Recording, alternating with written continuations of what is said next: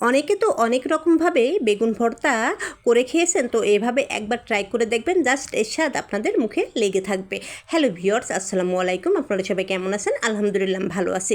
আর এই যে রেসিপিটা করতে গেলে লাগবে বড় একটা বেগুন, আর এই বেগুনটাকে আমি ধুয়ে পরিষ্কার করে নিয়ে বটির সাহায্যে তিন পাশে সুন্দর করে ফালি করে কেটে নিয়েছি।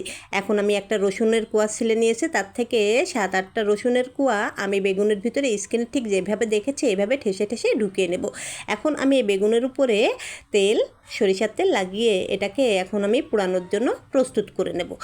তো এখন আমি চুলায় চলে গিয়েছি, চুলার উপরে একটা স্ট্যান্ড বসিয়ে দিয়েছি। স্ট্যান্ড বসিয়ে দিয়ে বেগুনটা উপরে বসিয়ে দিয়ে এখন চুলার গ্যাস সেরিয়ে দিয়েছি। এখন আমি বেগুনটাকে সুন্দর মতন এপিট ওপিট করে খুব ভালোভাবে পুড়িয়ে নেব, যাতে কোনো প্রকার কাঁচা না থাকে সেদিকে খেয়াল রাখতে হবে। বেগুনটা সুন্দর মতন পুড়ে গিয়েছে, এখন এটাকে আমি পরিষ্কার করে নেব। আর ভেতর থেকে রসুনের কোয়াগুলো আমি সব সুন্দর মতন বের করে নিয়েছি। এখন এইটাকে এমনভাবে পরিষ্কার করতে হবে যাতে কোনো প্রকার পোকা এর ভিতরে না থাকে, সেদিকে খেয়াল রাখতে হবে। তো বেগুনটাকে আমি সুন্দর মতন পরিষ্কার করে নিয়েছি।